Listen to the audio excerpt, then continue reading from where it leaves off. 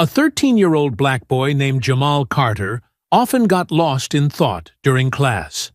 One day, his teacher, Mrs. Amanda Thompson, called on him unexpectedly. She made him stand up and solve a math problem on the board that was much harder than what they were learning. Some classmates laughed, while others doubted he could do it. But what they didn't know was that Jamal was actually a math genius. It was a sunny autumn day in Atlanta, Georgia, and the classroom at Riverside Middle School was buzzing with noise as students settled in for math class. Jamal sat by the window, quietly staring outside. He wasn't uninterested in math. In fact, he loved numbers and solving problems. But the slow pace of the lessons bored him, so he often daydreamed. His notebook, mostly empty, had advanced equations scribbled in the margins, things he worked on for fun. Mrs. Thompson, a strict and experienced teacher, noticed Jamal wasn't paying attention. She was frustrated because many students had done poorly on the latest math test. She decided to challenge Jamal, not realizing how talented he really was. As Jamal stood at the board, the class watched, some laughing, others skeptical. But Jamal was about to surprise them all. Mrs. Thompson didn't accept average work. Seeing so many low scores on the recent test made her wonder if her students were trying hard enough. She picked up the stack of tests and started calling out names, handing them back with short comments like, "Good job," to some and "You need to study more," to others. When she got to Jamal's desk, she paused. His test was on top, with a big red 100% circled at the top. Jamal had gotten perfect scores before, but his lack of attention in class annoyed her. She handed him the test without saying anything, her lips pressed tightly together as she walked back to the front of the room. "All right, listen up." Mrs. Thompson's voice cut through the noise, and the room went quiet. She placed the stack of tests on her desk and leaned against it, looking at the students. "Most of you did okay," she said, though her tone suggested she wasn't impressed. "But many of you are still struggling with concepts we've been working on for weeks." Jamal, barely listening, rested his chin on his hand and stared out the window.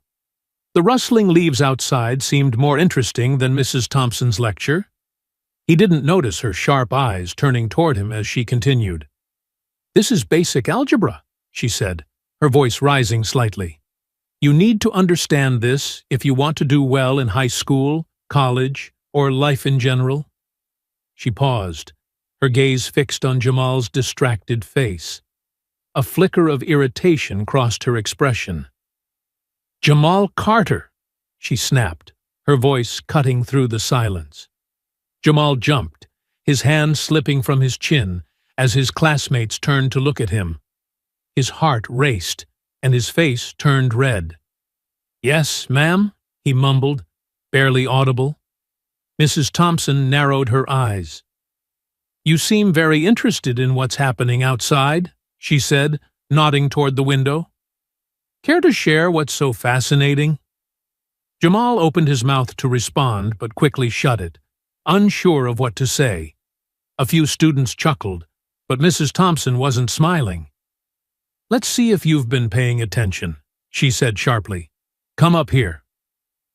The room fell silent as Jamal stood up slowly, his chair scraping the floor. His classmates watched with a mix of amusement and curiosity. Some whispered, "She's going to roast him," while others laughed quietly. "He never talks. He doesn't even know what's going on," one student muttered. Jamal's palms were sweaty as he walked to the front of the room. He could feel everyone staring at him, making the walk to the whiteboard feel endless. Mrs. Thompson stood by the board, marker in hand, her expression hard to read. "Let's see how much you've been paying attention," she said, writing a complex equation on the board. It was far more advanced than what the class had covered, but not impossible for someone with Jamal's skills. She stepped back, and held the marker out to him. "Go ahead," she said, her tone challenging. "Show us what you've got." Jamal took the marker, the cool plastic pressing into his hand. He stared at the equation, his mind racing. The whispers and quiet laughter behind him only made the pressure worse. His heart pounded, and for a moment he thought about giving up and walking away. But then he remembered all the hours he'd spent solving problems like this one. This wasn't about Mrs. Thompson or his classmates. It was about him and what he knew he could do. Jamal took a deep breath, raised the marker, and started writing. The classroom seemed to shrink as he stood in front of the whiteboard, the marker feeling heavier with each second. The equation was a mix of variables, exponents, and fractions, something most eighth graders wouldn't see. It was clear Mrs. Thompson had chosen it to test him. Behind him, the class whispered and laughed. "No way he's getting that," one boy muttered. "He doesn't even know where to start," another said, laughing softly. Jamal's shoulders tensed, but he didn't turn around. Instead, he focused on the board, the problem slowly becoming clearer in his mind. Jamal's heart was still racing, but under the nervousness, he felt something new: determination. He knew he could solve this. He just had to focus. At her desk, Mrs. Thompson crossed her arms, watching him with a raised eyebrow. To her, this wasn't just a test of Jamal's math skills. It was a test of his focus. She'd always been annoyed by how he drifted off in class, especially since she could tell he was smart. Now, she wanted to see what he could really do when pushed. "Well," she said, breaking the silence, "we're waiting." Jamal took a deep breath and lifted the marker. At first, his writing was slow and careful, but as he worked through the problem, his hand grew steadier. The class had expected him to freeze or give up, but instead, he kept going. Murmurs spread through the room. "Wait, is he actually solving it?" a girl whispered. "Looks like it," her friend whispered back, leaning forward. Jamal's mind worked fast, breaking the equation into smaller, easier steps. He simplified fractions, isolated variables, and crossed out unnecessary parts. The marker squeaked against the board as he wrote faster now. He wasn't just solving the problem, he was mastering it. The room grew quieter. The whispers stopped. Even the boy who had laughed earlier was now staring, mouth slightly open. Behind Jamal, Mrs. Thompson's expression changed. She had expected him to struggle, maybe even fail. But as she watched, she realized he wasn't just getting it right, he was doing it perfectly. Jamal paused, double-checked his work, then finished with a few final steps. He circled the answer and capped the marker with a soft click. When he turned around, the room was dead silent. Every eye was on him. Even the kids who usually ignored him were staring, some with their mouths open. Mrs. Thompson stepped forward, her heels tapping lightly on the floor. She looked at the board carefully, her finger tracing each step of Jamal's solution. Her lips moved as she checked his work. For a moment, her eyebrows tightened in concentration, but then they relaxed again. Finally, she turned to face him. Her expression was hard to read, a mix of surprise and something else. "Respect." "This is correct," she said, her voice quieter than usual. A wave of disbelief spread through the class. A few students started clapping hesitantly. Then more joined in. Soon, the whole room was filled with applause. Jamal stood still, unsure of how to react. His face grew warm, but this time it wasn't from embarrassment. It was from something new, something unfamiliar. Pride. As the clapping died down, Mrs. Thompson turned to the class. "What you just saw wasn't luck," she said, pointing at the board. This happens when someone truly understands the subject. Jamal didn't just solve the problem. He broke it down step by step and made it look easy. That's real understanding. Her words filled the room. For the first time, Jamal didn't feel like hiding. Instead, he stood a little taller, his hands resting at his sides. "Jamal," Mrs. Thompson continued, her voice softer now, "if you can do this, why do you always stay so quiet? Why do you sit in the back and never speak up?" Jamal hesitated. He glanced down at his sneakers. He didn't know how to explain it. How could he put into words the fear of standing out, the comfort of staying invisible? After a moment he shrugged. "I didn't think anyone noticed," he said quietly. Mrs. Thompson's face softened. "Well," she said, "it's time for that to change." The applause still echoed in Jamal's ears as he walked back to his seat. The weight of the moment settled over him like a warm blanket. His classmates, still amazed by what they had just seen, exchanged whispers and glanced at him. Jamal could feel their eyes on him. But this time, they weren't full of mockery or indifference. They were filled with curiosity and respect. Mrs. Thompson stood at the front, her hands clasped as if in deep thought. She wasn't a teacher who was easily impressed. But today, Jamal had done more than just solve a tough problem. He had changed her view, not just about him, but about students like him. The quiet ones, the ones who often went unnoticed.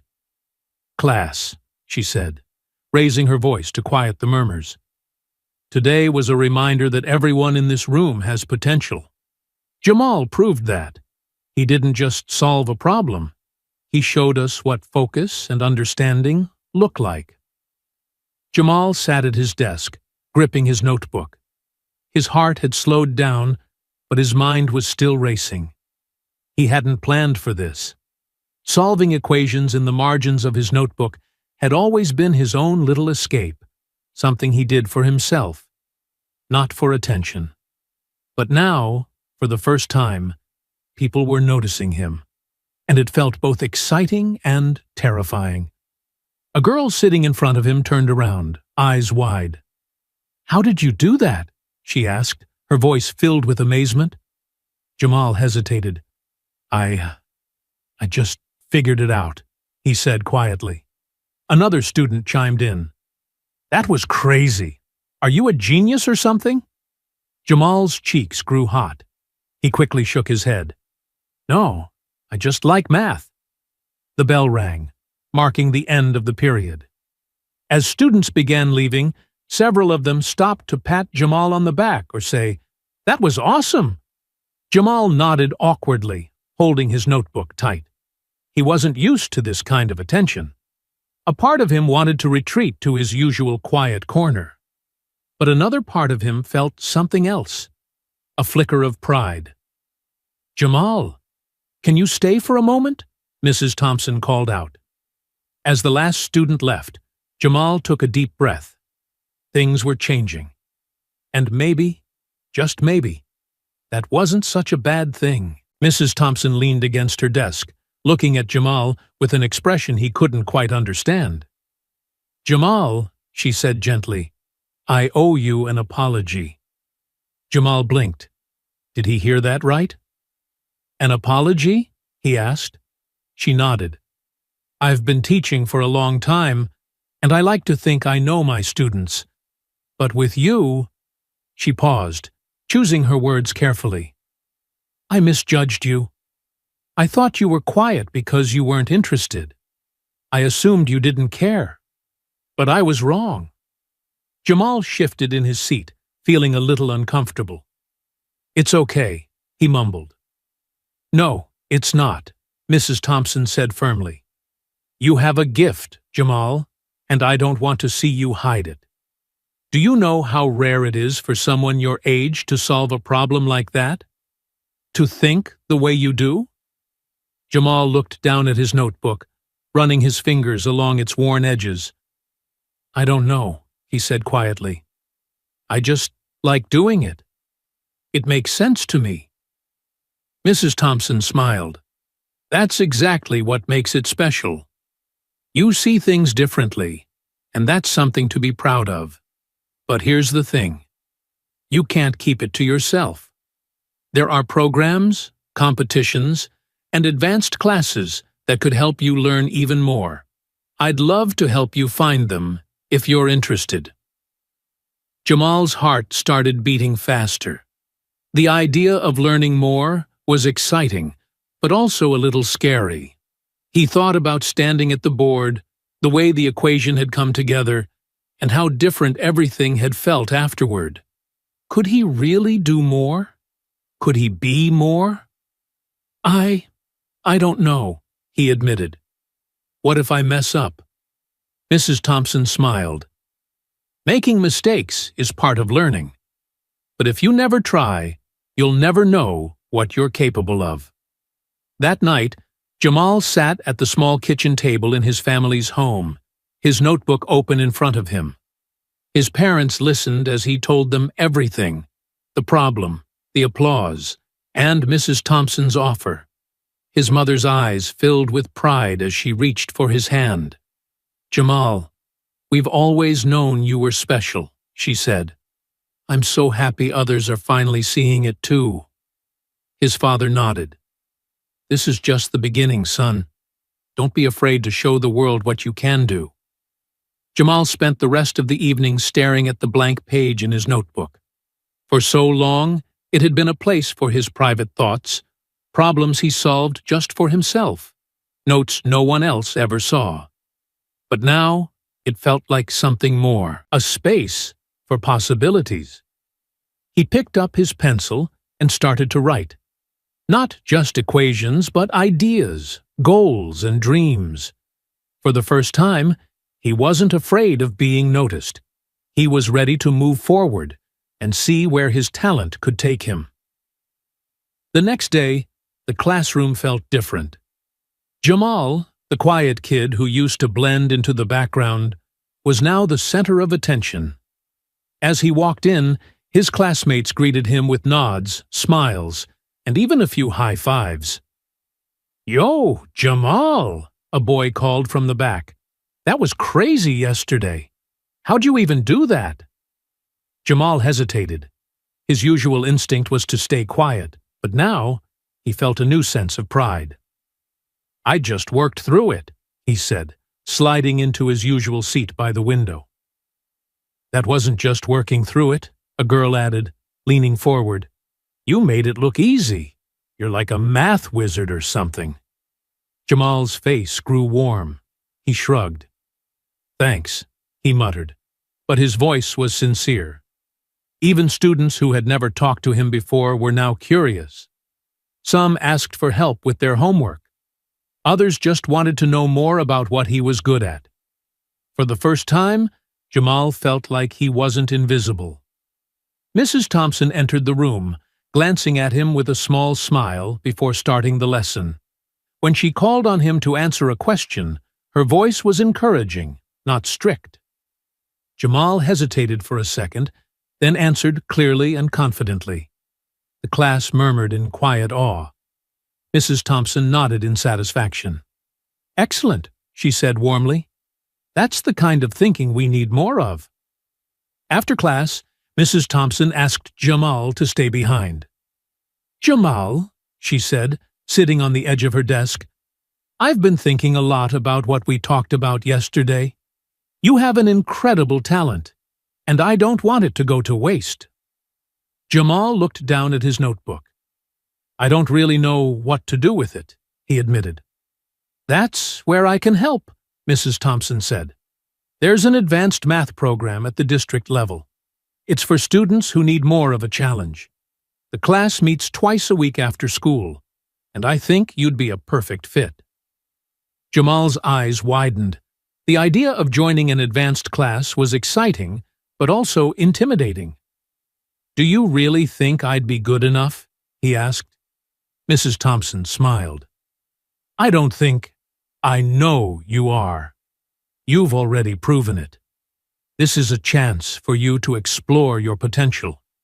I even spoke to the program coordinator. They're excited to have you." Jamal thought about the moment he solved the problem, the way the class had looked at him with admiration, and the pride in his parents' eyes. Slowly, he nodded. "Okay," he said. "I'll do it." The following week, Jamal walked into his first advanced math class. He felt the same nervous excitement he had when standing at the whiteboard. The other students, from different schools, were chatting in small groups. They looked confident and competitive. As the instructor began the lesson, Jamal quickly realized something. He was in the right place. The problems were challenging, the discussions were fast-paced, and for the first time, he was surrounded by people who loved math just as much as he did. It was an amazing feeling. Back at Riverside Middle, Jamal's reputation as the math kid grew. His classmates came to him for help, not just because he was good at math, but because they respected him. The boy who once felt invisible was now part of something bigger. Mrs. Thompson, too, began to look at her students differently. Jamal's journey reminded her that sometimes the quietest students have the most to offer. She started paying more attention to them, encouraging them to step forward in their own ways. One evening, as Jamal sat at the kitchen table working on a difficult problem for his advanced class, his mother walked in. She placed a gentle hand on his shoulder. "I'm so proud of you, Jamal," she said. "You've always been special. Now, the world is finally starting to see it too." Jamal looked up at her and smiled. "Thanks, Mom," he said.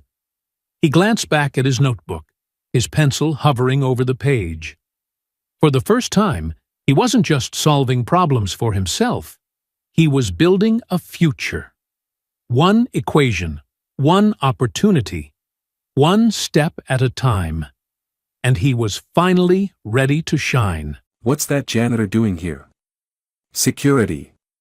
Marcus Reynolds sneered as the boardroom erupted in laughter. The old black man in a suit stood motionless, dignity intact despite their mockery. Little did they know that Raymond Johnson wasn't just any janitor, he owned 26% of their company.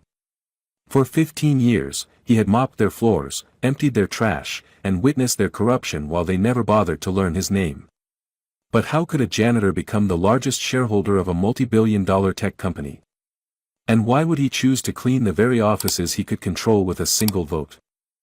If you're intrigued by this story of hidden power and long-awaited justice, make sure to hit that subscribe button now so you don't miss more incredible stories like this one. The fluorescent lights buzzed overhead as Raymond Johnson carefully guided his mop across the polished marble floor of Pinnacle Technologies' executive suite. At 62, his back ached from decades of bending and scrubbing, but his movements remained methodical and thorough. The clock on the wall read 7:15 p.m., most employees had gone home, but the light in the corner office still burned bright. "Excuse me, sir," Raymond said softly, pausing outside the open door where CEO Marcus Reynolds sat behind a massive glass desk. Marcus didn't look up from his computer. "Just clean around me. And don't touch anything on my desk." "Yes, sir," Raymond replied, his voice steady despite the dismissal. He'd worked at Pinnacle for 15 years, yet Marcus had never once looked him in the eye. Raymond carefully maneuvered his cleaning cart into the spacious office. Awards and plaques lined the walls, achievements built on the backs of people Marcus never acknowledged. As Raymond emptied the trash bin, he noticed crumpled papers containing employee termination lists. "Still here?" Jessica Chen, the HR director, appeared in the doorway, her designer heels clicking against the floor. "Just finishing up, ma'am," Raymond replied. "Marcus, the quarterly numbers look fantastic," Jessica said, completely ignoring Raymond as if he were part of the furniture. "That new cost-cutting initiative is working." Marcus finally looked up, flashing a white-toothed smile that never reached his eyes. "People are our greatest expense and our greatest asset, mostly expense," he laughed. "Speaking of which, is that maintenance contract being reviewed?" Yes, we can save 30% by switching companies, Jessica replied. Raymond continued mopping, his face betraying nothing, though his grip on the mop handle tightened. Pinnacle had already cut the janitorial staff from 12 to 6, doubling everyone's workload. Later, as Raymond cleaned the employee break room, Loretta from accounting nodded hello, one of the few who acknowledged him. "Evening, Mr. Johnson," she said warmly. "Left you some birthday cake from Darnell's celebration." "Thank you kindly," Raymond smiled, the simple human interaction a balm after the invisibility of the executive floor. Back in the maintenance closet, Raymond changed out of his uniform, carefully hanging it up. He reached into his worn leather wallet and gently touched a faded photograph and an old, yellowed stock certificate, reminders of a different time, a different promise. "Your day will come," he whispered to himself, as he did every evening before heading home. What no one at Pinnacle knew was just how true those words would soon become. Raymond's small apartment was immaculate, a sharp contrast to the cluttered opulence of Pinnacle's offices. He placed his lunch pail on the counter and sank into his worn armchair, the day's weight settling into his bones. From the wall, Eleanor's photograph smiled down at him, his wife of 38 years before cancer took her 5 years ago. "Another day, Ellie," he whispered to the photo. "Things are getting worse there." He opened a drawer in the side table and pulled out a leather portfolio. Inside were newspaper clippings, photographs, and documents that told a story few would believe.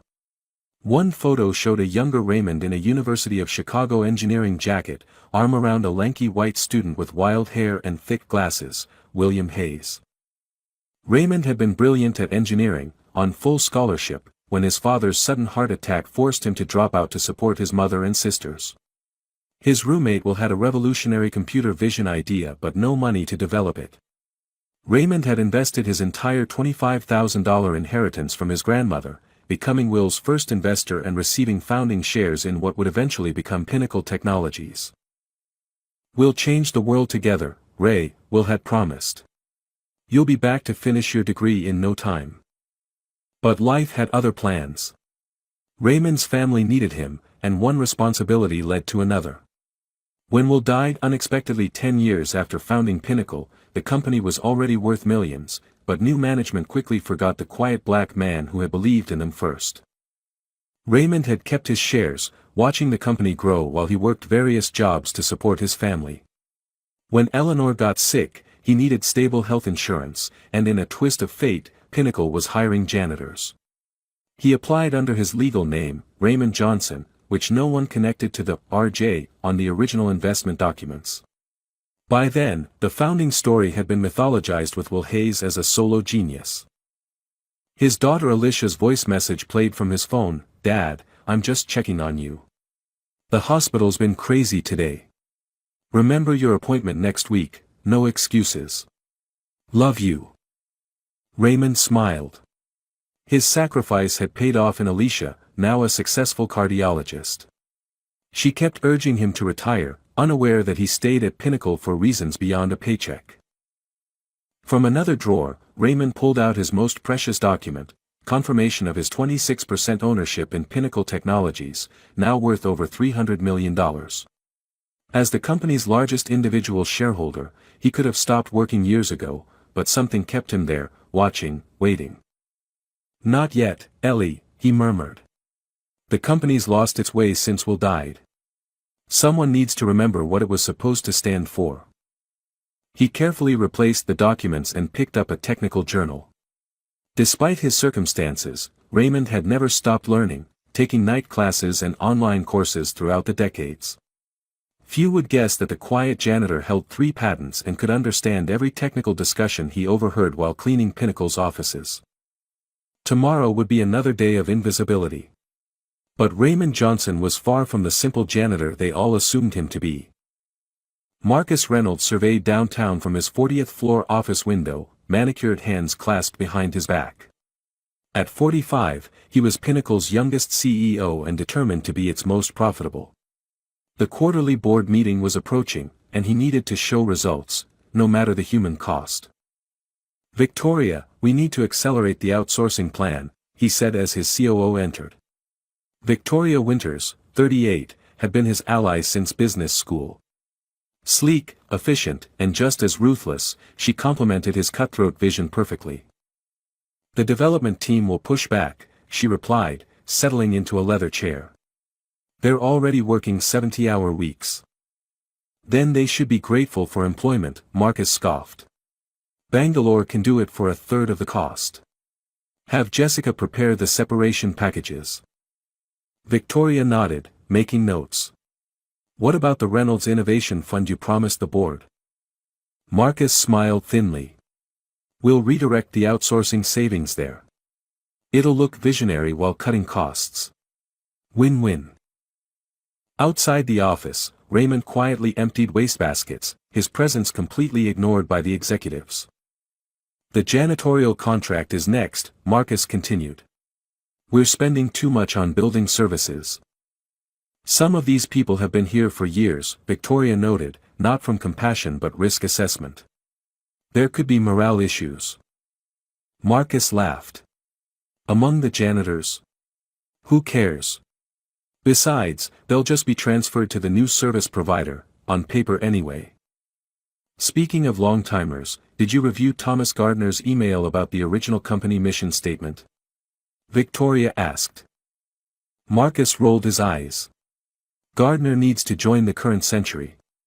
Pinnacle exists to maximize shareholder value, not to empower humanity through accessible technology or whatever idealistic nonsense Hayes was peddling." "He's still influential with the old guard on the board," Victoria cautioned. "The old guard is dying out," Marcus dismissed. "One more quarter of these numbers and I can start replacing them too." As the two continued plotting, Raymond methodically worked his way around the office, catching every word while appearing completely absorbed in his task. In the 15 years he'd worked at Pinnacle, he'd watched Marcus rise from middle management through a combination of taking credit for others' work and strategic backstabbing.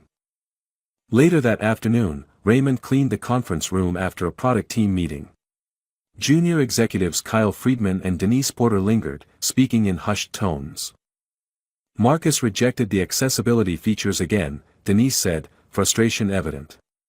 "They would only add 2 weeks to development but would make our software usable for people with disabilities." "Not profitable enough," Kyle shrugged. "Besides, contradicting Marcus is career suicide. Look what happened to Chen from engineering." "It's not right," Denise insisted. "This company was founded on making technology available to everyone." "That was the old Pinnacle," Kyle replied, gathering his papers. "Welcome to the new one." They finally noticed Raymond and fell silent, exchanging uncomfortable glances before hurrying out. In the empty room, Raymond paused, looking at the company mission statement still emblazoned on the wall: "Technology for humanity, innovation for all." Below it hung a portrait of William Hayes, whose kind eyes seemed to follow Raymond as he cleaned away coffee cups and forgotten notepads filled with profit projections. "They've forgotten, Will," Raymond whispered to the portrait. "But I haven't." As he wheeled his cart toward the elevator, Raymond passed Marcus's office again. The CEO was berating a young programmer, his voice carrying through the closed door: "I don't care if it's not ready, ship it anyway. The customers can be our quality control." Raymond's jaw tightened. Every day, Pinnacle moved further from Will's vision. Every day, Raymond's resolve strengthened. Soon, very soon, it would be time to step out of the shadows. The accounting department always emptied early on Fridays, making it Raymond's favorite time to clean there. The quiet allowed him to work efficiently without navigating around hurried employees. Today, however, the silence was broken by hushed voices from the conference room. "These numbers are falsified, Marcus." The woman's voice was firm despite its low volume. Raymond recognized it as Diane Foster, the senior accountant who always greeted him with respect. "It's called strategic presentation, Diane." Marcus's dismissive tone carried through the partially open door. "Every company massages the figures." "This goes beyond massaging," Diane insisted. "You're hiding major losses in the healthcare division while inflating the value of intellectual property we haven't even developed yet." Raymond slowed his mopping, careful to make no sound as he worked closer to the door. The board sees what we need them to see, Marcus replied coldly. Your job is to make the numbers work, not question strategy. It's fraud, Diane stated simply. A chair scraped harshly against the floor. Watch yourself, Diane. 15 years at Pinnacle won't protect you if you become a problem. Raymond quickly resumed normal cleaning rhythm as the door swung open. Marcus stormed past without a glance. Moments later, Diane emerged, her face pale, clutching a folder tightly against her chest. She startled upon seeing Raymond. Mr. Johnson, she acknowledged with a weak smile. Working late again? Just doing my rounds, Miss Foster, he replied gently. Everything all right? She hesitated, seeming to weigh whether to speak. Have you ever faced a moment where doing the right thing might cost you everything? Raymond's eyes, wise beyond his station, met hers. Many times. But I've found the cost of not doing the right thing is always higher in the end. Diane nodded slowly. Thank you. Sometimes we need reminding of the obvious. She walked toward her office, shoulders straighter than before. Later that evening, as Raymond cleaned the executive bathroom, he discovered a crumpled document behind the trash can, preliminary layoff lists with nearly 30% of staff marked for termination, including the entire accessibility team. Among the notes was a directive to announce the cuts after securing board approval for Marcus's pet project, the Reynolds Innovation Center. The bathroom door swung open, and Thomas Gardner, the oldest board member and Will Hayes's former mentor, entered. Unlike other executives, Thomas had always acknowledged Raymond. Evening, Raymond, he said, washing his hands carefully. Mr. Gardner, Raymond nodded respectfully. Thomas studied Raymond's reflection in the mirror. Been here a long time, haven't you? 15 years, sir. You must have seen a lot of changes. Raymond hesitated. Some things change. Others remain the same. Thomas dried his hands, turning to face Raymond directly. Will Hayes believed that success meant nothing if it came at the expense of people's dignity. I fear we've lost sight of that. Mr. Hayes was a good man, Raymond offered cautiously. Thomas's eyes sharpened with interest. You knew him? Before Raymond could respond, his phone vibrated, the reminder he set to clean the lobby before closing. Excuse me, sir. I need to finish my rounds. As Raymond wheeled his cart toward the elevator, he felt Thomas's thoughtful gaze following him. For the first time in years, Raymond wondered if his careful anonymity was beginning to crack. That night, at home, Raymond carefully documented what he'd overheard and seen, adding it to the growing file of evidence of Pinnacle's ethical decline. The file had grown thick over recent months, evidence of safety concerns ignored, discrimination complaints buried, environmental regulations skirted. He ran his fingers over Will's faded signature on the original stockholder agreement. The company was meant to lift people up, not crush them, he murmured. With Marcus's new plans accelerating, Raymond knew his window for action was narrowing. The question wasn't if he should act, but when and how. Monday mornings at Pinnacle always brought a flurry of activity, executives returning from weekend retreats, developers rushing to meet deadlines, and a general atmosphere of controlled chaos. Raymond typically started these days on the lower floors, waiting for the executive level to settle before cleaning there. Today, however, the maintenance supervisor had called in sick, leaving Raymond to handle the executive floor earlier than usual. He carefully navigated his cart through the crowded hallway, nodding politely as people rushed past without acknowledgement. As he rounded the corner toward the conference rooms, Raymond collided with someone rushing from the opposite direction. Hot coffee splashed across an immaculate white shirt, drawing an immediate roar of outrage. What the hell? Marcus Reynolds jumped back, coffee dripping down his custom-tailored suit. Are you blind? I'm terribly sorry, sir, Raymond said, immediately reaching for the cleaning cloth on his cart. Marcus slapped his hand away. Don't touch me. Do you have any idea how much this suit costs? The commotion drew attention. Employees froze, conversations halted mid-sentence, all eyes on the unfolding scene. Victoria Winters appeared from the nearby conference room, followed by several board members including Thomas Gardner. "What happened?" Victoria asked, her cold gaze fixed on Raymond. "This, janitor," Marcus spat the word, "just ruined my suit before the most important presentation of the quarter." Raymond stood perfectly still, his dignity intact despite the public humiliation. "It was an accident, sir. I take full responsibility." "Responsibility?" Marcus laughed harshly. "What's that going to cost? $20 an hour. This suit is worth more than you make in a month." A few junior executives snickered, eager to align themselves with Marcus's anger. Victoria stepped forward, her voice carrying throughout the now silent hallway. "This is exactly why we're reviewing the maintenance contract. Clearly, standards have slipped." She turned to Raymond. "Go get the maintenance supervisor." "He's out sick today, ma'am," Raymond replied evenly. "Of course he is," Marcus sneered. "Incompetence from top to bottom." Thomas Gardner cleared his throat. "Perhaps we could continue with the meeting. I believe Marcus has a spare shirt in his office." "Fine," Marcus growled, then jabbed a finger at Raymond. "But I want him gone by the end of the day. Call the service company and tell them to send someone who knows how to look where they're going." Raymond nodded once, his expression giving nothing away despite the burning humiliation. "Again, my apologies, Mr. Reynolds." As the executives filed into the conference room, Raymond calmly cleaned up the spilled coffee.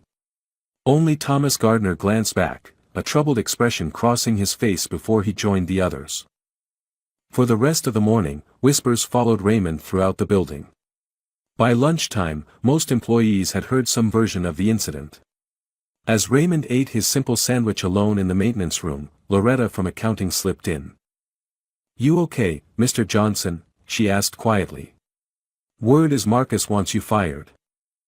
Raymond offered a small smile. "I've weathered worse storms, Loretta." "It's not right," she insisted. 15 years of perfect service, and he treats you like that over an accident." Raymond carefully wrapped the remainder of his lunch. "Some people measure others by their job title, not their character." "Well, your character puts them all to shame," Loretta said firmly before heading back to her desk. As the day progressed, Raymond continued his duties with the same careful attention he always showed. When he cleaned the now empty conference room, he found the quarterly presentation left behind on the table. Glancing through it, he saw confirmation of everything he'd overheard: the massive layoffs disguised as strategic restructuring, the false revenue projections, the planned obsolescence of current products to force customer upgrades. His decision crystallized in that moment. After 15 years of watching, waiting, and documenting, it was finally time to act. Raymond's apartment felt particularly quiet that evening. The humiliation of the morning still lingered, but instead of dejection, he felt a strange sense of clarity. He placed his worn leather briefcase on the kitchen table and carefully extracted a key from his wallet. This key opened the small safe hidden in his bedroom closet, a repository of his most valuable possessions. Inside lay the original stock certificates from Pinnacle's founding, legal documents proving his ownership stake, and decades of correspondence with the company's financial department where he had, under his legal name, diligently maintained his shareholder status while never revealing his position as a janitor there. Raymond spread the documents across his table, studying them with fresh eyes. His 26% ownership made him the largest individual shareholder of Pinnacle Technologies. While the company had grown far beyond Will Hayes's original vision, the legal structure remained intact. The board held significant power, but major decisions required shareholder approval, a detail Marcus Reynolds conveniently glossed over in his leadership. Raymond had maintained his anonymity for years, partly out of respect for Will's legacy and partly because he believed the company might correct its course naturally. That hope had faded with each passing year under Marcus's leadership. Next to the financial documents lay a different kind of record: Raymond's meticulous documentation of Pinnacle's ethical violations. Safety concerns buried. Discrimination complaints silenced. Environmental regulations circumvented. Product defects concealed from consumers. All carefully dated and substantiated. His phone rang, interrupting his thoughts. Alicia's name flashed on the screen. "Dad? You sound tired," his daughter said after he greeted her. "Long day," he admitted, not sharing the details of his humiliation. "Is that place working you too hard again? You know you don't need that job. Your pension." "It's not about the money, Alicia," he interrupted gently. "Some things need seeing through." A pause followed. "Dad, what aren't you telling me? You've been cryptic about that company for years." Raymond sighed. Perhaps it was time to share at least part of the truth. Pinnacle wasn't always what it is now. The founder, Will Hayes, was my roommate at Chicago. When he needed seed money, I gave him my inheritance. "What?" Alicia's shock carried clearly through the phone. "You're telling me you invested in Pinnacle Technologies before it was Pinnacle Technologies?" "Yes. Will and I had a partnership of sorts. When he died, the new management changed direction." "Wait, so you're actually a shareholder," Raymond confirmed. "A significant one." Silence stretched between them. "And you've been working as their janitor for 15 years? Why?" Raymond's eyes drifted to Eleanor's photograph. "Your mother asked the same question. At first, it was about healthcare when she got sick. Then, I suppose I stayed to honor Will's memory, to witness what became of our dream." "But Dad, if you're a major shareholder, you have power there. Real power." "Yes," Raymond agreed softly. "Power I've never exercised." "Why not?" The question hung in the air, both challenge and concern. Raymond considered his answer carefully. "There's value in seeing a company from the ground up, not just the executive suite. I've learned who Pinnacle truly is by cleaning its floors, not by sitting in its board meetings." "And what have you learned?" Alicia pressed. "That it's time for change," Raymond answered with newfound resolve. "The board meeting is Thursday. Marcus Reynolds is pushing through a massive layoff while hiding financial irregularities. He's betraying everything the company was built to be. What are you going to do?" There was both worry and pride in Alicia's voice. Raymond looked again at the document spread before him, the culmination of decades of patience, observation, and waiting for the right moment. "I'm going to reveal myself," he said finally. "Will always said the purpose of power isn't control, it's restoration. Pinnacle needs to remember its foundations." "Do you want me to be there?" Alicia offered. Raymond smiled, touched by her support. "No, sweetheart. This is something I need to do alone. But afterward, I'd like you to meet the board." It's time they knew Will Hayes had two founding partners, not one. After their call ended, Raymond carefully organized his documents, selecting which ones to bring to the board meeting. For 15 years, he had been invisible to the company he helped create. On Thursday, Raymond Johnson would finally step into the light. Pinnacle's headquarters buzzed with unusual energy Wednesday morning. Raymond noticed additional security personnel stationed at entrances and an increased presence of executive assistants hurrying through hallways with binders and tablets. Tomorrow's board meeting clearly had everyone on edge. As Raymond cleaned the glass walls of the conference room, he overheard Marcus briefing Victoria on final preparations. "I want security visible but not obvious," Marcus instructed. "Thomas is bringing 2 investor representatives who've been asking questions about our ethical frameworks." Victoria made notes on her tablet. "Already arranged. I've also prepared responses to the expected questions about the layoffs. We're calling it strategic realignment toward core competencies." "Perfect," Marcus nodded. "And the financials?" "Diane from accounting is being difficult, but I've had her team revise the presentation. We're classifying the healthcare division losses as investment in future innovation." Marcus smiled coldly. "Excellent. What about old Gardner? He's been unusually interested in historical ownership records recently." Raymond slowed his movements, careful to appear focused on a particularly stubborn smudge. "Nothing concerning," Victoria replied. He's just nostalgic about Hayes and the founding days. I've prepared a slide acknowledging the legacy while emphasizing our evolution beyond those primitive beginnings. Good. The last thing we need is another lecture about original values when we're trying to streamline operations. They moved further down the hallway, their voices fading. Raymond resumed his cleaning, mind racing. Gardner's interest in ownership records was unexpected. Could the board member suspect something? Raymond had always been careful to keep his employment separate from his shareholder communications, using his formal legal name and a P.O. box for all official correspondence. Later that afternoon, Raymond cleaned the executive bathrooms where Kyle Friedman and another junior executive were washing their hands. "Is everything ready for your part of the presentation?" Kyle asked. "All set. The overseas transition plan is buried in Appendix C where no one will read the details. By the time the engineering team realizes what's happening, they'll be training their replacements." Kyle lowered his voice. "I heard Marcus already has the termination packages prepared. 3-month severance if they sign the non-disclosure agreement, nothing if they don't," the other executive confirmed. "Standard procedure. Pretty cold after 15 years of service for some of them. That's business. Besides, Marcus promised director positions to those who help make this transition smooth." They nodded to each other in the mirror, ignoring Raymond completely as they left.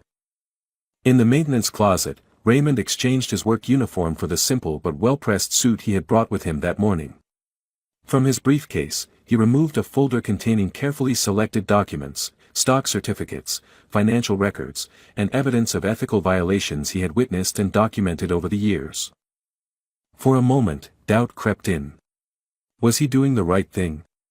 Would his revelation make any difference, or would it simply be a moment of personal vindication without lasting impact? His phone buzzed with a message from Alicia. "Whatever happens tomorrow, I'm proud of you, Dad. Mom would be too." Raymond smiled, resolve strengthening. This wasn't about vindication, it was about restoration. Will Hayes had built Pinnacle to make technology more human, more accessible, more ethical. That vision deserved a champion. After his shift ended, Raymond took an unusual detour to the executive floor. Most offices were empty, but light still spilled from Thomas Gardner's door. Raymond knocked softly. "Come in," Thomas called, looking up with surprise as Raymond entered. "Raymond? Did you need something?" "A moment of your time, Mr. Gardner," Raymond replied, suddenly uncertain how to proceed. Thomas gestured to a chair.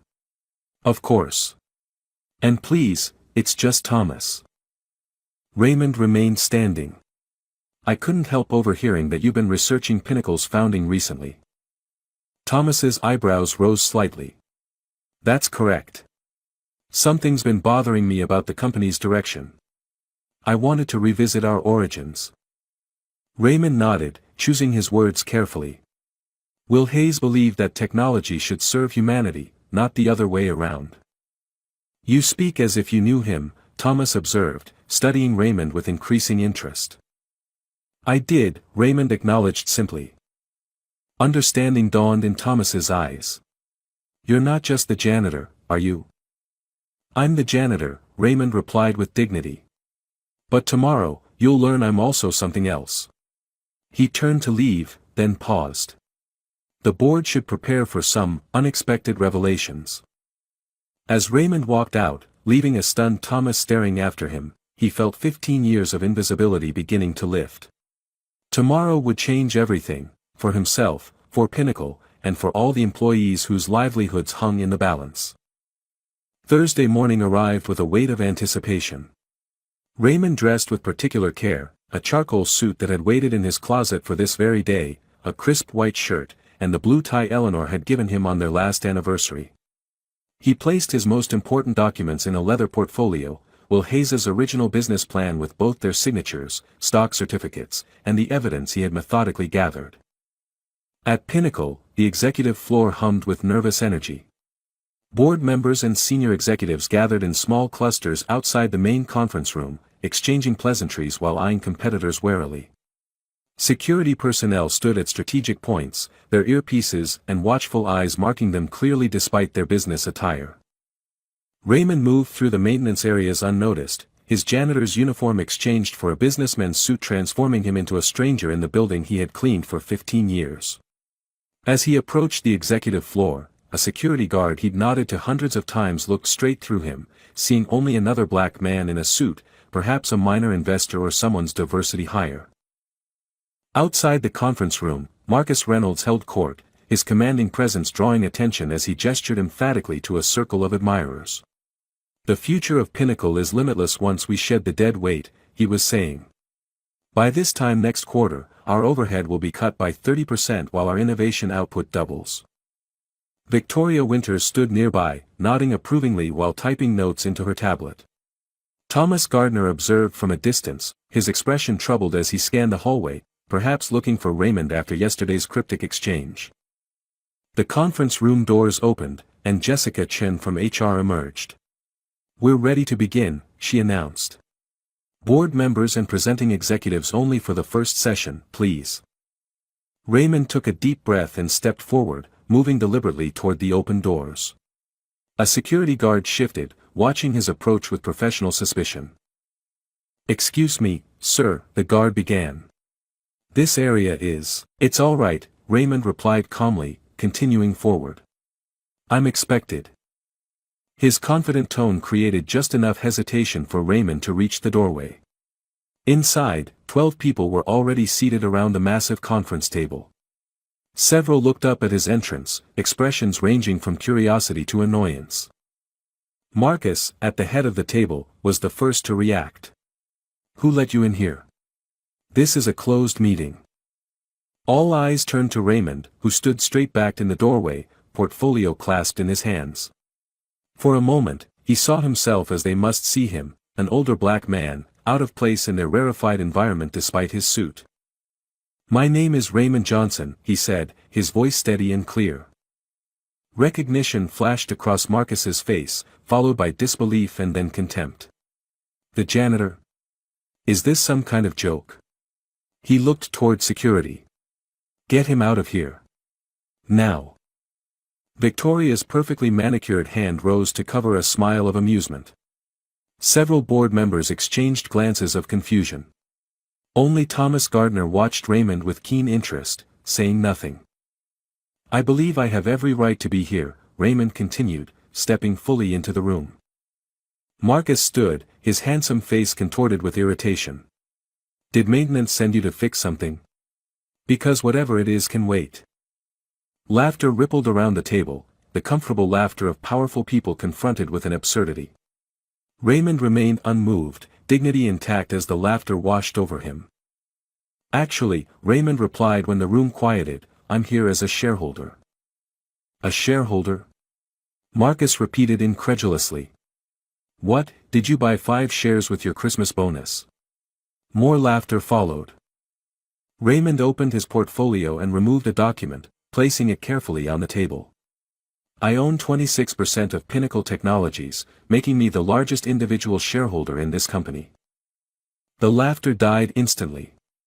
Shock replaced amusement as board members leaned forward to look at the document, an authenticated stock certificate with Raymond Johnson's name clearly printed beside William Hayes' signature. "This is ridiculous," Marcus sputtered. "This is clearly some kind of fraud." Thomas Gardner reached for the certificate, examining it carefully. "This appears genuine," he said quietly. "The signature is definitely Will's." "Impossible," Victoria interjected. "We would know if someone owned this much of the company." "Would you?"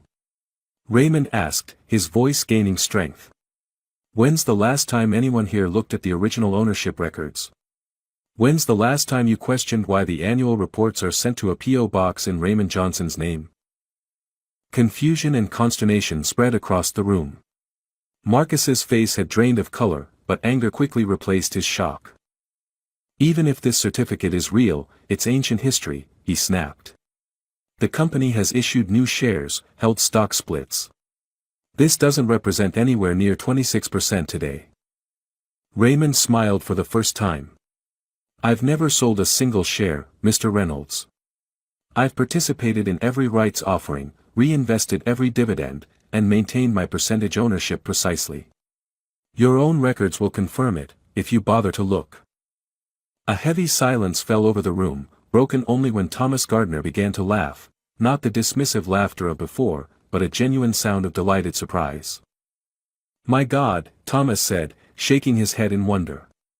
"You're RJ, aren't you? Will's mysterious partner from college that none of us ever met. The one who provided the seed money." He stood and extended his hand to Raymond. "It's an honor to finally meet you, sir." The boardroom remained frozen in stunned silence as Thomas Gardner shook Raymond's hand with genuine respect. Marcus Reynolds recovered first, his shock transforming into calculated damage control. "This is highly irregular," Marcus declared, gesturing to Jessica. "We need to verify these claims before proceeding. Jessica, call legal immediately." Raymond nodded calmly.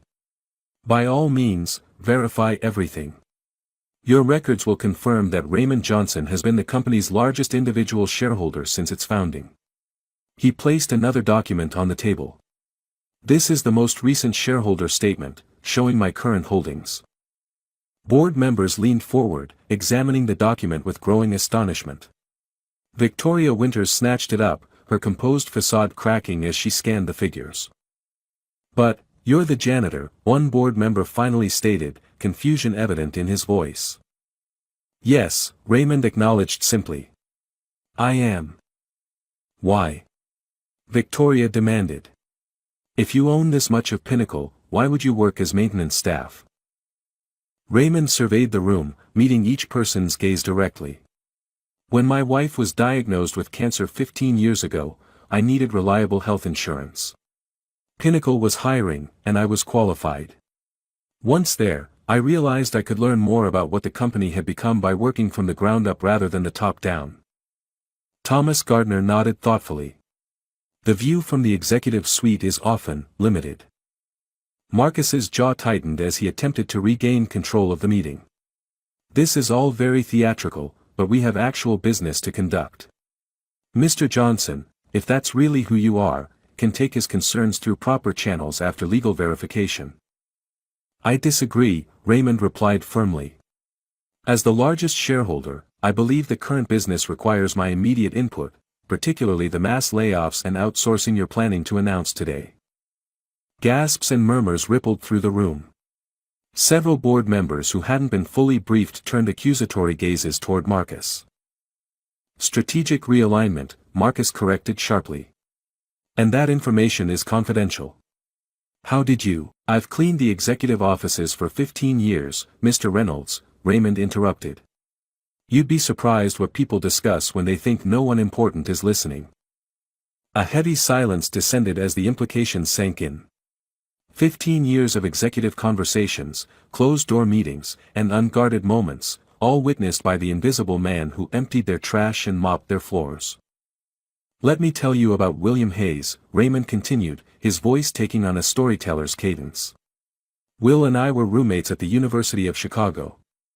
I was an engineering student on scholarship, and he was a computer science genius with more ideas than money. When my father died suddenly, I had to leave school to support my family. Will kept working on his vision, what would eventually become Pinnacle's first product." Raymond pulled out a faded photograph, two young men, arms around each other's shoulders, standing in front of a cluttered dorm room. "When Will needed seed money, I invested my entire inheritance, $25,000. It was everything I had." Thomas Gardner took the photograph, studying it with growing recognition. "Will always said he had a partner at the beginning. He called you his conscience." Raymond nodded. "We had an agreement. Technology should serve humanity, all of humanity, not just those who could afford it. Accessibility wasn't an afterthought, it was a foundation. Quality wasn't negotiable. And employees weren't disposable resources." His gaze fixed on Marcus. Principles that seemed to have been forgotten. Marcus's face flushed with anger. "Times change. Business evolves. Pinnacle isn't a charity." "No," Raymond agreed. It's a publicly traded company with responsibilities to all its stakeholders, including shareholders like me. He placed a final document on the table, thicker than the others. This is a record of what I've witnessed over the past 5 years. Safety concerns dismissed. Discrimination complaints buried. Quality issues concealed from customers. Accounting irregularities that border on fraud. The room erupted in chaos. Board members reached for the document while Marcus shouted for order. Through it all, Raymond stood motionless, a center of dignity and calm amid the storm he had unleashed. When the noise finally subsided, Thomas Gardner spoke. I move that we postpone the planned agenda and address Mr. Johnson's concerns immediately. As our largest shareholder and co-founder, he deserves our full attention. Seconded, another board member quickly added. Marcus, seeing control slipping away, attempted a new approach. Mr. Johnson, perhaps we could discuss this privately. I'm sure we can come to an arrangement that satisfies your concerns while maintaining Pinnacle's market position. Raymond's expression didn't change. I'm not interested in arrangements, Mr. Reynolds. I'm interested in restoration, returning Pinnacle to its founding principles while embracing its future potential. He turned to address the entire board. For 15 years, I've watched, listened, and waited. I've seen dedicated employees treated as disposable. I've seen profit prioritized over quality and safety. I've seen the vision Will and I created twisted into something unrecognizable. He paused, his quiet intensity commanding the room. That ends today. A tense silence filled the boardroom as Raymond took a seat at the table, not at the foot, where an afterthought might be placed, but directly opposite Marcus Reynolds. The symbolism wasn't lost on anyone present. Let's be specific about what we're discussing, Raymond continued, his voice steady and authoritative. The proposed layoffs affect nearly 30% of our workforce, primarily in engineering, quality assurance, and customer support. Marcus leaned forward. Those departments are bloated and inefficient. The outsourcing plan will maintain functionality while significantly reducing overhead. I've cleaned the engineering department at midnight, Mr. Reynolds, Raymond countered. I've seen developers working exhausted 80-hour weeks to meet impossible deadlines. I've watched quality testers identify critical flaws, only to have their reports buried because fixing them would delay release. That's not bloat, it's dedication being exploited. Several board members shifted uncomfortably. Thomas Gardner nodded in agreement. Sentiment doesn't build shareholder value, Victoria interjected coldly.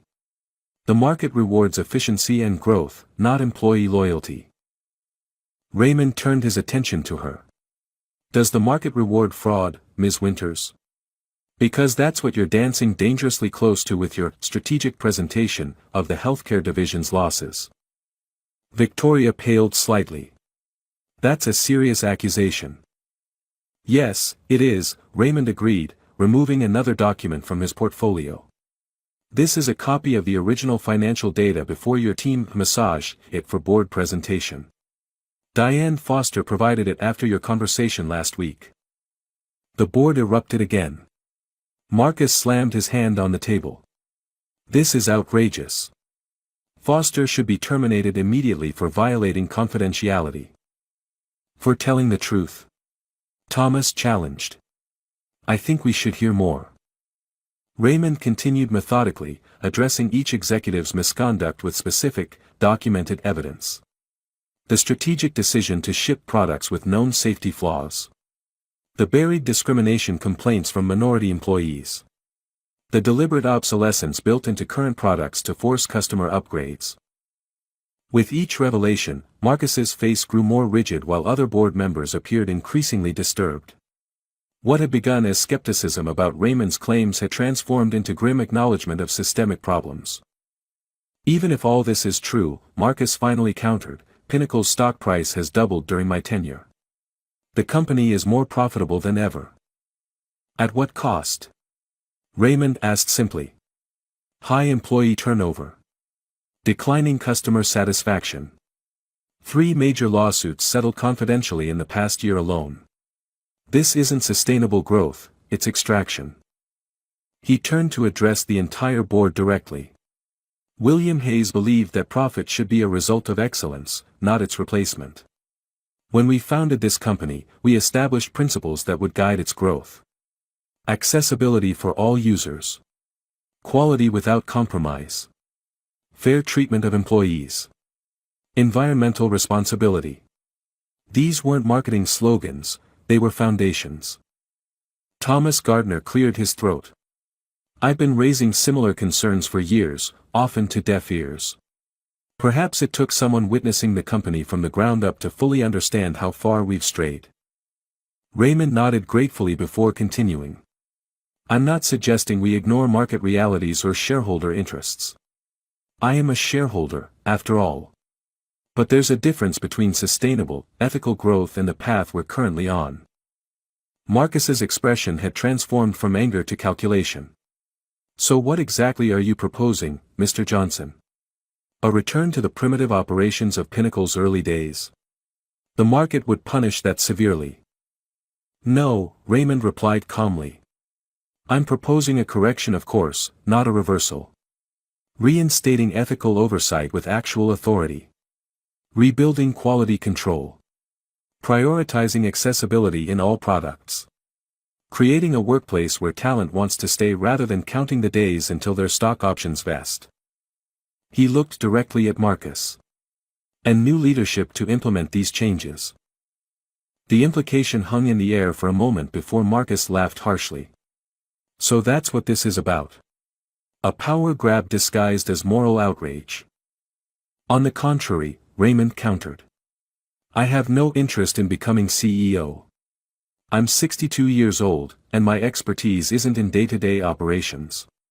What I want is leadership that remembers why this company exists in the first place.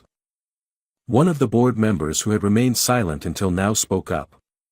While this is all very dramatic, Mr. Johnson, even if your ownership claim is verified, the board still governs operational decisions. Raymond smiled slightly. True. But as the largest shareholder, I can call for a special shareholder meeting to replace board members. Given what's been revealed today, I suspect many institutional investors would support a leadership change. The threat, delivered without heat but with absolute conviction, landed heavily. Board members exchanged alarmed glances, mentally calculating their positions and vulnerabilities. That won't be necessary, Thomas Gardner said firmly. I move that we suspend all layoff and outsourcing plans pending a complete review of operations, ethics, and leadership. He looked around the table. I believe the board has heard enough to recognize the seriousness of these issues. Murmurs of agreement followed, with even Marcus's supporters reluctant to openly oppose the motion given the evidence presented. Marcus himself sat rigidly, his expression unreadable as his carefully constructed world began to crumble. All in favor? Thomas asked. Hands rose around the table, a clear majority forming instantly. Marcus and Victoria abstained, their options rapidly diminishing. Raymond watched the vote with quiet satisfaction.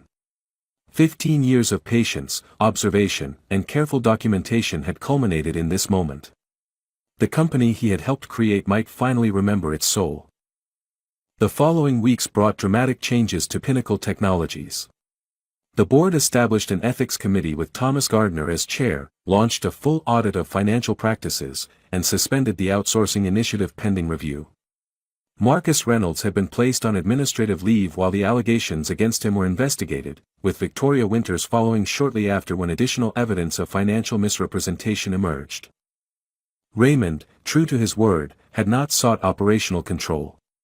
Instead, he had accepted the newly created position of chairman emeritus, focusing on reconnecting the company with its founding principles while a search committee sought new executive leadership. Today, Raymond sat in the same boardroom where he had revealed himself a month earlier, but the atmosphere couldn't have been more different.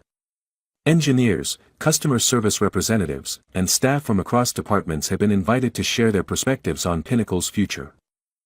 The accessibility features we've been advocating for 3 years could be implemented within 6 months, explained Li Chen, a senior developer who had nearly been on the layoff list. We already have the prototypes built on our own time. Raymond nodded encouragingly. Show us.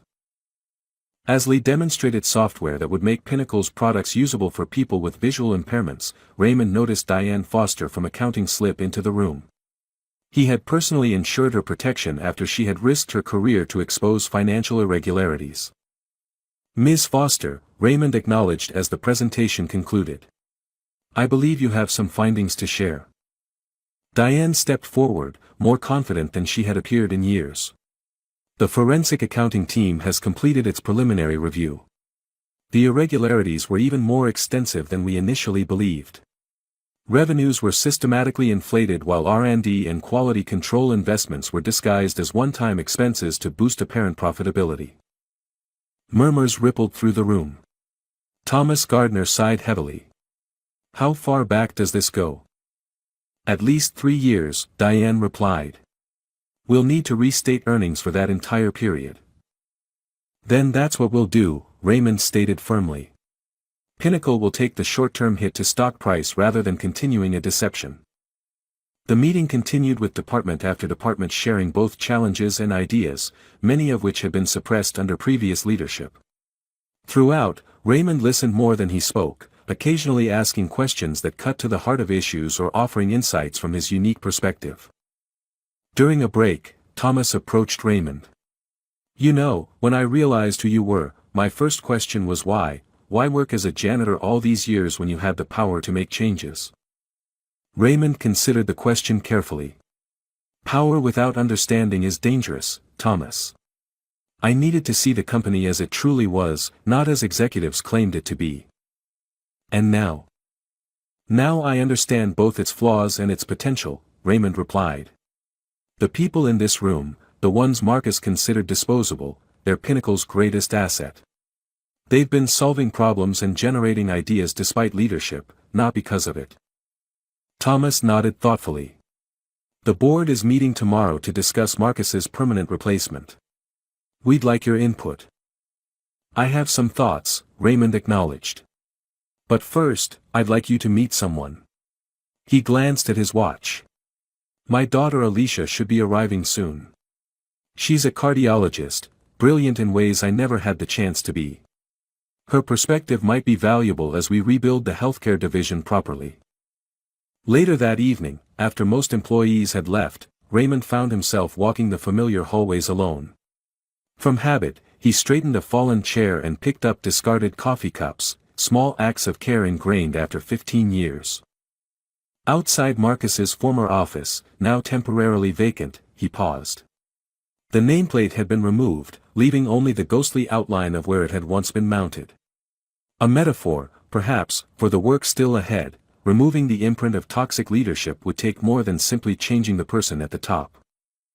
Raymond had no illusions about the challenges facing Pinnacle. The stock price had indeed dropped sharply when the financial restatements were announced. Competitors were circling, sensing weakness. Some institutional investors were questioning the new direction. Yet for the first time in years, there was energy in the building, not the desperate fear-driven frenzy of Marcus's regime, but something more sustainable. People were innovating again. Collaborating. Remembering why they had joined Pinnacle in the first place. As Raymond turned to leave, he noticed one of the night cleaning staff, Maria, who had started just months ago, carefully dusting the executive area. "Good evening, Maria," he greeted her kindly. She looked up, startled to be addressed by name by the man she now knew was the company's chairman. "Mr. Johnson. I didn't see you there." "Please, it's still Raymond," he insisted gently. "And never think your work goes unnoticed. Sometimes the most important contributions are the ones that remain invisible." Maria smiled uncertainly. "Everyone's talking about you. They say you worked alongside us all these years while owning the company." Raymond nodded. "Every job has dignity when done with purpose, Maria. I was proud to be a janitor. I'm equally proud to help guide Pinnacle back to its roots." He glanced around the space they both maintained in different ways. "We're all custodians of something larger than ourselves." As he walked toward the elevator, Raymond felt a deep sense of satisfaction. The company would face difficulties in the months ahead, but its foundation was stronger than any quarterly fluctuation. William Hayes's vision, their shared vision, had been given a second chance. And Raymond Johnson, after 15 years in the shadows, had finally stepped into the light. 6 months later, Pinnacle Technologies headquarters hummed with renewed purpose. The rebranded main lobby featured a dual portrait of William Hayes and Raymond Johnson, labeled simply, The Founders, along with the restored original mission statement, Technology for Humanity, Innovation for All.